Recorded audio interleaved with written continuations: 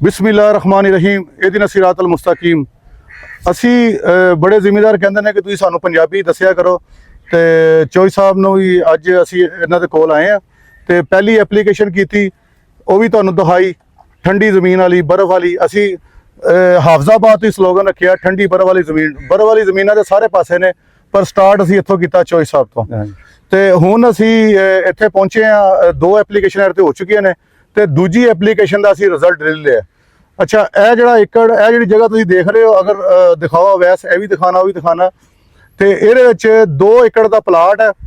ये असी 2 गैलन पा चुके हैं, अज इतने असी तीसरी गैलन पाई है।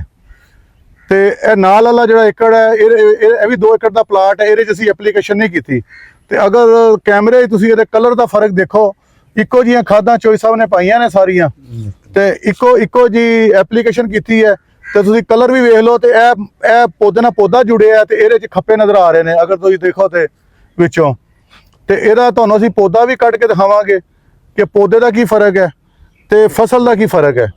तो हाँ जी तुसीं 10 कदम जाओ तो जाके पौधा विचों कट के लियाओ। फिर असीं चोई साहब कोलों मलिक साहब भी नाल ने तो उन्हां कोल भी उन्हां दे ख्यालात दा इज़हार उन्हां नूं पुछांगे। तो यह तुसीं देखो खान जी चलते पे ने विच ते तुसीं देखो पैर किस तरह खुप के जा रहे हैं। तो हुण खान जी यह भी देखना है कि नीचे जड़ा कितनियां आंदियां ने पौधे दे नाल। 10 कदम इधर जाना है हर जगह तो 10 कदम जावांगे असीं। तो तुसीं चोई साहब अगर देखो तो किस तरह पैर खुप के जा रहे हैं। ठीक है। तो दूसरा चोई साहब तुसीं यह दसो कि जिहड़ा असीं इत्थे पानी लाया सी इत्थे असीं उदों ही पानी लवा के ते 11 दिन हो गए ने। 11 दिनों बाद हुण पानी इत्थे तुसीं 3 ला चुके इत्थे 3 पानी इत्थे 3 लग गए ਤੇ ਇੱਥੇ ਜਿਹੜੇ 1 ਪਾਣੀ ਲੱਗਾ ਯਾਨੀ 3 ਤੇ 1 ਦਾ ਮੁਕਾਬਲਾ। ਹਾਂਜੀ ਠੀਕ ਹੈ ਨਾ ਜੀ। ਤੇ ਚੋਈ ਸਾਹਿਬ ਜ਼ਿਮੀਦਾਰ ਨੂੰ ਕਿੰਨਾ ਫਾਇਦਾ ਤੁਹਾਡੇ ਹਾਫਜ਼ਾਬਾਦ ਵਾਲਿਆਂ ਨੂੰ ਦੂਸਰੇ ਲੋਕਾਂ ਨੂੰ ਕਿੰਨਾ ਫਾਇਦਾ ਹੋਏਗਾ? ਬਹੁਤ ਫਾਇਦਾ ਦੀ ਦੂਸਰੇ ਨੰਬਰ ਤੇ ਫਸਲ ਹੀ ਠੀਕ ਹੈ। ਫਸਲ ਦਾ ਉਹਦਾ ਕਲਰ ਵੇਖਿਓ ਮਲਿਕ ਸਾਹਿਬ ਤੁਸੀਂ ਕੀ ਕਹਿੰਦੇ ਹੋ ਕਲਰ ਦੇ ਬਾਰੇ? ਉੱਚੀ ਬੋਲਣਾ ਜ਼ਰਾ ਜੀ। ਬਿਲਕੁਲ ਇਸੇ ਤਰ੍ਹਾਂ ਹੀ ਹੈ। ਇਹ ਜ਼ਿਮੀਦਾਰ ਦੀ ਜ਼ਰੂਰਤ ਸੀ ਜੀ।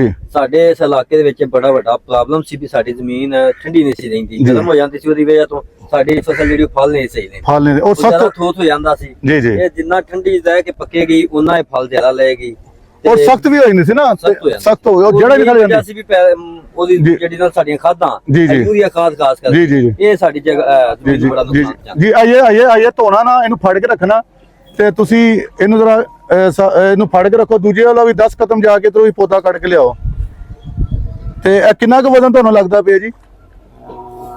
7 ਕਿਲੋ। 7 ਕਿਲੋ। ਤੇ ਇਹ ਜੜਾਂ ਵੇਖੋ ਸਾਰੀਆਂ ਫੈਲੀਆਂ ਨੇ ਜੀ। ਤੁਸੀਂ ਦੇਖੋ ਫੈਲੀਆਂ ਨੇ ਤੋੜ ਤੱਕ।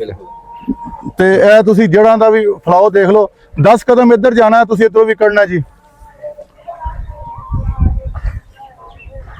ਤੇ ਲੈ ਆਓ ਜੀ। ਤੇ ਤੁਸੀਂ ਉਹਦਾ ਹੁਜਮ ਦੇਖ ਲਓ, ਉਹਦਾ ਵੀ ਤੇ ਇਹਦਾ ਵੀ ਹੁਜਮ ਦੇਖ ਲਓ। ਪਹਿਲੇ ਅਸੀਂ ਮਿੱਟੀ ਦਾ ਵੇਖਦੇ ਨਾ ਕਿ ਜਿੰਨੀਆਂ ਜੜਾਂ ਜ਼ਿਆਦਾ ਹੋਣਗੀਆਂ ਉਨੀ ਮਿੱਟੀ ਨਾਲ ਆਏਗੀ ਤੇ ਜਿੰਨੀਆਂ ਜੜਾਂ ਘੱਟ ਹੋਣਗੀਆਂ ਉਹਦਾ ਫਲਾਓ ਜ਼ਿਆਦਾ ਆਏਗਾ। ਹੁਣ ਤੁਸੀਂ ਇਹ ਜ਼ਰਾ ਸਾਦਿਕ ਸਾਹਿਬ ਨੂੰ ਫੜਾ ਦਿਓ ਤੇ ਜ਼ਰਾ ਤੁਸੀਂ ਨੇੜੇ ਕਰਕੇ ਤੇ ਮਲਿਕ ਸਾਹਿਬ ਨੂੰ ਚੋਈ ਸਾਹਿਬ ਇੱਧਰ ਸਾਹਿਬ ਮੂੰਹ ਉਧਰ ਕਰੋ ਦਾ ਕੈਮਰੇ ਵੱਲ। ਮੇਰਾ ਮੂੰਹ ਉਧਰ ਨਹੀਂ। ਹਾਂਜੀ ਹੁਣ ਤੁਸੀਂ ਦੇਖੋ ਜੀ ਮਿੱਟੀ ਦਾ ਫਰਕ ਜਿਹੜਾ ਆਇਆ ਅਸੀਂ ਇਹਨੂੰ ਕੱਢ ਕੇ ਲਿਆਂਦੀ ਹੈ। ਦੋਨੋਂ ਪਾਸੇ ਪਾਣੀ ਲੱਗਾ ਹੋਇਆ। ਹਾਂਜੀ ਠੀਕ ਹੈ ਨਾ ਇੱਕੋ ਜਿਹਾ। ਹੁਣ ਤੁਸੀਂ ਮਿੱਟੀ ਦਾ ਧੋ ਕੇ ਦਿਖਾਓ ਜ਼ਰਾ किदा वजन ज्यादा है? ठीक है जी। कलर किदा ग्रीन है? चलो जी। बिस्मिल्लाहिर्रहमानिर्रहीम जी। अल्लाहु अकबर अल्लाहु अकबर अल्लाहु अकबर अल्लाहु अकबर अल्लाहु अकबर अल्लाहु अकबर अल्लाहु अकबर अल्लाहु अकबर। लो जी ए जी ए दिखाओ जी जरा इधर। ते ए चोई साहब नु मलिक साहब तुसी फड़ जिन्हों गैलना फ्लड होईयां ने ओदा ए बूटा। अच्छा जी हुन तुसी एरे टिलर गिनो जरा। ए जरा इधर फड़ा दियो पहले ओदे गिनो। ਇਹਦਾ ਵਜ਼ਨ ਚੈੱਕ ਕਰੋ ਜੀ ਜ਼ਰਾ ਮਲਿਕ ਸਾਹਿਬ। ਵੈਸੇ ਵਜ਼ਨ ਚੈੱਕ ਕਰੋ ਤੁਸੀਂ। ਇਹਦੇ ਟਿਲਰ ਗਿਨੋ।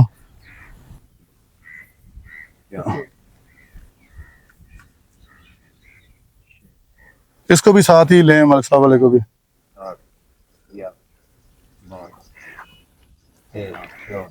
15 16 17 18 19 20 21 22 23